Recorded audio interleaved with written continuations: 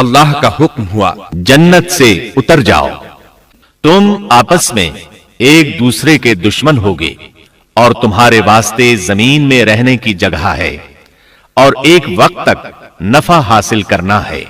तुम वहीं जिंदगी बसर करोगे और वहीं मरोगे और वहीं से दोबारा निकाले जाओगे। और इससे कब्ल हमने आदम से एक आहद लिया था, मगर वो भूल गए और हमने उनमें कोई अज़्म नहीं पाया। और जब हमने फरिश्तों से कहा आदम को सजदा करो तो इब्लीस के सिवा सबने सजदा किया, उसने साफ इनकार कर दिया। तो हमने कहा ऐ आदम, ये तेरा और तेरी बीवी का दुश्मन है, ख्याल रखना ऐसा न हो वो तुम दोनों को जन्नत से निकलवा दे और तू मुसीबत में पड़ जाए।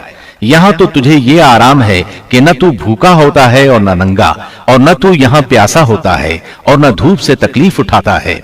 लेकिन शैतान ने उसे वसवसे में डाल दिया, कहने लगा मैं आपको दायमी जिंदगी के दरख्त और वो बादशाहत बतलाऊं जो कभी पुरानी न हो।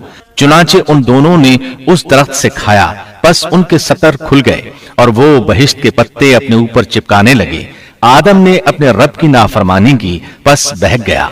फिर उसके रब ने नवाजा, उसकी तरफ तवज्जो फरमाई और उसकी रहनुमाई की। हुक्म हुआ तुम दोनों यहाँ से उतर जाओ, तुम आपस में एक दूसरे के दुश्मन हो। अब तुम्हारे पास जब कभी मेरी तरफ से हिदायत पहुंचे तो जो मेरी हिदायत की पैरवी करे न तो वो बहकेगा न तकलीफ में पड़ेगा। हाँ, जो मेरी याद से रूगर्दानी करेगा उसकी जिंदगी तंगी में रहेगी और बरोज़े क़यामत हम उसे अंधा करके उठाएंगे।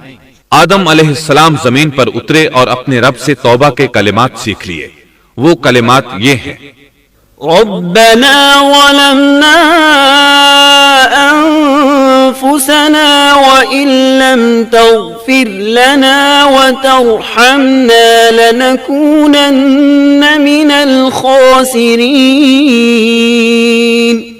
ऐ हमारे रब, हमने अपना नुकसान किया और अगर तूने हम पर मग़फ़िरत और रहमत न फरमाई तो हम खसारा उठाने वालों में से हो जाएंगे।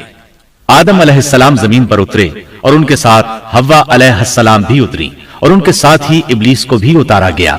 ये किस जगह पर उतरे इस बारे में इख्तिलाफ पाया जाता है, लेकिन इब्ने अब्बास रज़ी अल्लाह अन्हु की बात राजे महसूस होती है कि आदम अलैहिस्सलाम को हिंद में और हव्वा अलैहिस्सलाम को जद्दे में उतारा गया। जब आदम अलैहिस्सलाम उतर आए तो हव्वा अलैहिस्सलाम की तलाश शुरू कर दी। जमीन में उनकी तलाश में सरगर्दां हुए।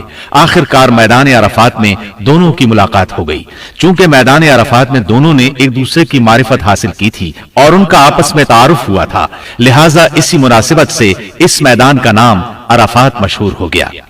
फिर अल्लाह ताला ने जमीन के अंदर इंसानों को फैलाना शुरू किया और जमीन को मर्दों और औरतों से आबाद कर दिया।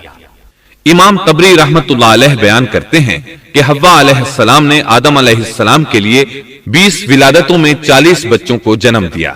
हर बार 2-2 बच्चों को जन्म देती थी, एक लड़का होता एक लड़की। सबसे पहला जोड़ा काबिल और उसकी बहन कमीम का था। फिर इंसानों की अफसाइश शुरू हुई, आबादी में इजाफा होने लगा। अल्लाह ने आदम अलैहिस्सलाम ही को उनका नबी मुतय्यन कर दिया। वो उन्हें दीन सिखाते रहे। उस वक्त तमाम लोग मुवाहिद थे, खालिस तौहीद को अपनाने वाले थे, यानी कानन नासो उम्मतों वाहिदा, तमाम लोग एक ही उम्मत के थे। उनमें शिर्क का शायबा भी न था। इब्ने जरीर और इब्ने कसीर रहमहुमुल्लाह ने अबू मूसा अशरी रज़ियल्लाहु अन्हु की रिवायत बयान की है, अल्लाह ने जब आदम अलैहिस्सलाम को जन्नत से जमीन पर उतारा तो उन्हें हर चीज की कारीगरी और सनत का इल्म था।